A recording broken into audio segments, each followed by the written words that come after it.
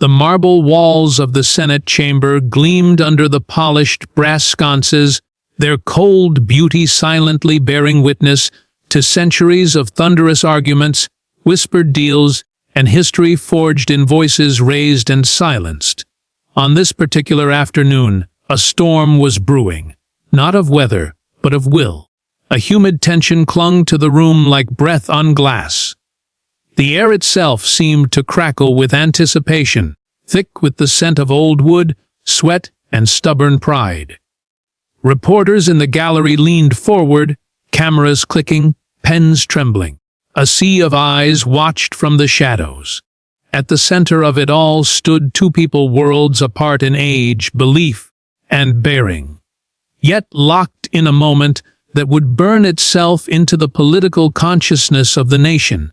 Congresswoman Alexandria Ocasio-Cortez, AOC to most, stood rigid with conviction, her spine straight, her voice honed like a blade.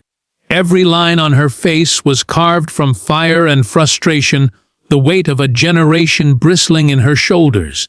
Her past was no secret. A Bronx-born former bartender turned political phenomenon, carrying the urgency of working class people in every word she spoke. She had come from little and risen fast, too fast for some.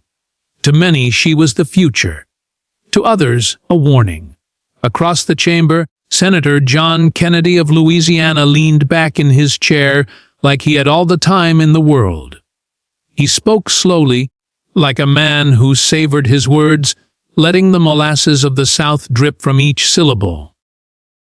His voice had the texture of gravel, worn by time and tobacco. Known for his wit and barbed phrases, Kennedy had long danced on the line between folksy charm and sharp provocation. A Rhodes Scholar masked by a drawl, he was often underestimated, but not today. Not by her.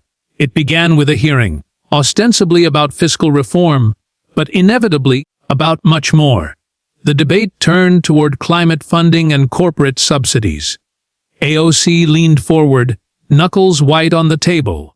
"Senator," she began, interrupting the start of his prepared remarks, "you're asking Americans to believe that tax breaks for billionaires are more urgent than breathable air or clean water for children. How can you justify that?" Kennedy smiled faintly. "Congresswoman, I'll get to that, if you'll let me." But she didn't. Not the first time. Not the second. By the third interruption, the gallery murmured. By the fifth, tension lanced through the room like lightning. By the sixth, Kennedy's expression changed, not angry, not smug, something quieter, sadder. Like an old man watching his granddaughter drown in a river of her own making. And then came the seventh time. She opened her mouth again, words coiled and ready to strike. He didn't raise his voice, didn't flinch. But his seventh line fell like thunder. "Congresswoman," he said, his eyes steady, voice low, "you're fightin' so hard to be right. You forgot how to be heard." The silence that followed was absolute. Even the cameras stopped clicking. AOC's lips parted, but no words came. Not because she was defeated, but because, for just one moment, she heard something deeper beneath the rebuke. And just like that, the hearing paused. Not in its schedule, but in its soul. But this story isn't about winning a debate. Not really. It's about what came after. Later that evening, after the lights dimmed and the corridors echoed empty, AOC sat alone in her office. Rain tapped softly against the tall windows. The storm outside mirrored the one inside her. A churn of fury, shame, and confusion. She pulled out her phone, hesitated, then typed, "Senator Kennedy, you were right about one thing." Then she erased it. Typed again, "Can we talk?" The conversation that followed 2 days later was not public. It took place in a quiet corner of the Capitol, away from cameras, away from noise. Kennedy poured the coffee himself. "Cream?" he asked. "Black," she said. He nodded. "Figured." She smirked. "You think I'm predictable?" "I think you're passionate," he said, setting the mug in front of her. "That's not the same thing." They spoke for hours, not arguing, but unraveling. He told her about growing up in Centerville, about the first time he watched a flood take his neighbor's home, and how politics wasn't supposed to feel like war. She told him about waiting tables, dodging eviction, and organizing in streets where no one bothered to ask their opinion until election year. She talked about the crushing weight of being a symbol and how sometimes the noise made it hard to remember why she started. Kennedy listened, genuinely. And then, in a rare moment of vulnerability, he told her about his wife's health struggles, the fear, the anger, the way it humbled him. "When it hits your home," he said, "you stop seeing red and blue. You just see blood." She looked down, tracing the rim of her cup. "Sometimes I forget that." They parted that day with no grand agreement, but a respect was forged. Not in compromise, but in curiosity. The first subplot unfolded quietly in the background. A group of high schoolers from the Bronx had been watching the hearing as part of a civic engagement project. Among them was Malik, a 17-year-old aspiring journalist with a stutter and a dream.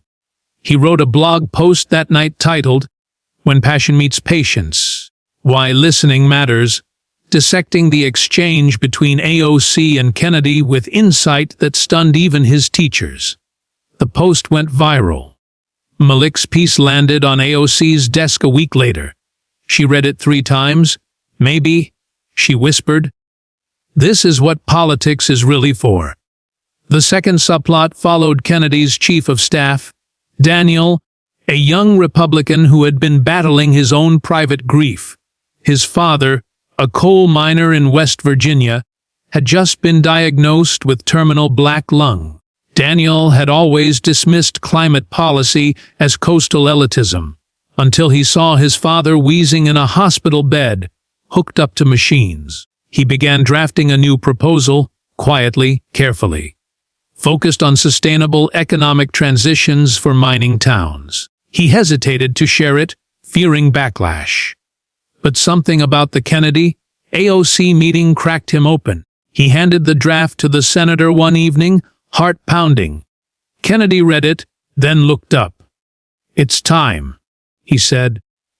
Weeks later, the same chamber that once vibrated with tension hosted a joint press conference. AOC and Kennedy stood side by side, not in agreement on every issue, but in unity on one: a bipartisan rural revitalization and green job initiative that would redirect fossil fuel subsidies into infrastructure, healthcare, and clean energy jobs in forgotten American towns. The bill didn't pass unanimously. Nothing does, but it passed. The moment was televised, but the power of it wasn't in the speeches. It was in the way they looked at each other. Not as opponents, but as people who had heard each other, really heard. That night, AOC sat on her rooftop in Queens, watching the skyline blink back at her. She thought of her father, of spilled beer tips, of marches, of sleepless nights, and of Kennedy's quiet voice saying, "You forgot how to be heard." She hadn't forgotten. She had just needed to remember. Kennedy, meanwhile, returned to Louisiana for the recess. He walked through his hometown, past shuttered stores and struggling farms. At a local diner, someone asked if he was retiring. "Not yet," he said. "Got some things left to fix." The story didn't end in applause. It ended in motion. Because politics at its best isn't about silencing or scoring points. It's about learning when to speak and when to listen. And that, perhaps, is how we begin to heal.